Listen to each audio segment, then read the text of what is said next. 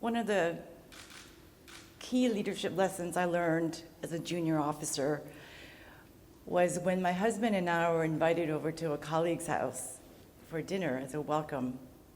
And as we were walking towards his apartment, we passed by this shared courtyard space, and there was this patch of land littered with trash. And he mumbled to himself, "Oh, I gotta do something about that."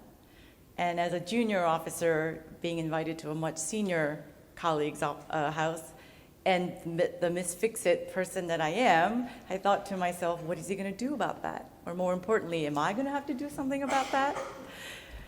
And sure enough, a few weeks later, we were invited over to his house again, and that place, that space, there was not a single piece of trash. And what he had done was, instead of what I would have done, just clean it up, put a signage, do not litter here, clear, clean, accountable.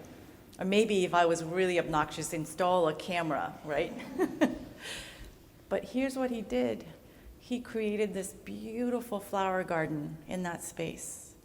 And no one dared to put that trash on that beautiful space. And to me, what he was calling forth was the highest potential that exists in all of us. Rather than stooping down to the lowest common denominator, he called forth what we're all capable of, what we aspire to.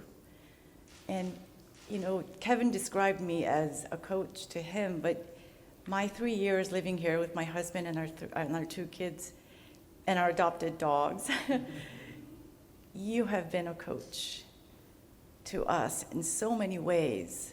It all started with our road trip to Rotorua, when we had forgotten to turn off the light in our car, and our car wouldn't start. So we had to knock over to a next door neighbor from a batch that we had rented.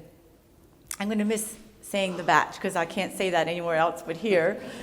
And this someone who looked to be about 90 years old with glasses about this thick came out, and he was insisting that he help us. And we'd wondered, is he supposed to even drive?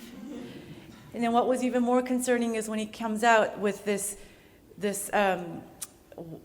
wires that are just hanging out and held by a duct tape, giving a whole new meaning of a level of 8 wire, to a whole different level. And did I mention that it was raining, with all these wires that are sticking out? What else is possible? What if you could? And what can I do to help? To me, the time that I've spent here, you have interwoven stories and after stories. I can't go into all of them, but as I look around the room and see your faces, each of you represent that story of, in this world of binary, either or, right or wrong, for me to be right, you have to be wrong. Instead, you chose to say, what's both and about this? What is possible about this? What is good about this? And instead of seeing the particles and obstacles to avoid or to demolish, you say, what's the spaces in between that exists? And you create that space to be expansive and loving and kind. And from that inspired space, what you have helped me to do is to go back to Korea. And the calling or the mission that I have is we occupy about 600 acres of land, the U.S. military and U.S. embassy in the heart of the city of Seoul. To kind of give you a context, that's about 440 hectares. To give you another context, that's about 400 rugby football fields, 400 of them in the heart of the city.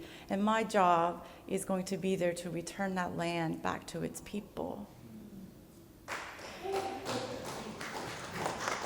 And the questions that I will be carrying with me because of you is, what is possible? What if you could? What can I do to help?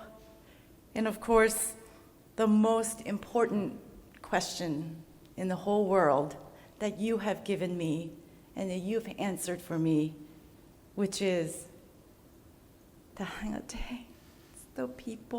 it's the people. It's the people.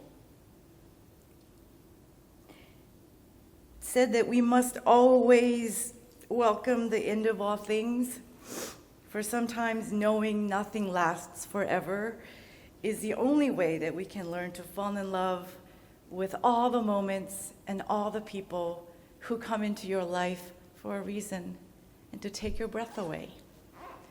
You have taken our breath away, New Zealand.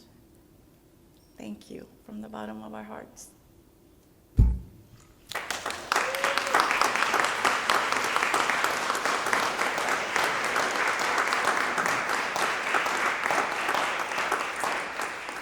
And I would love to bring Sarah up here so that I can share you with this amazing woman. It's so rare in our line of work to have this kind of a transition and handoff, and it is my privilege and honor to bring you up ask Sarah to come up to the podium.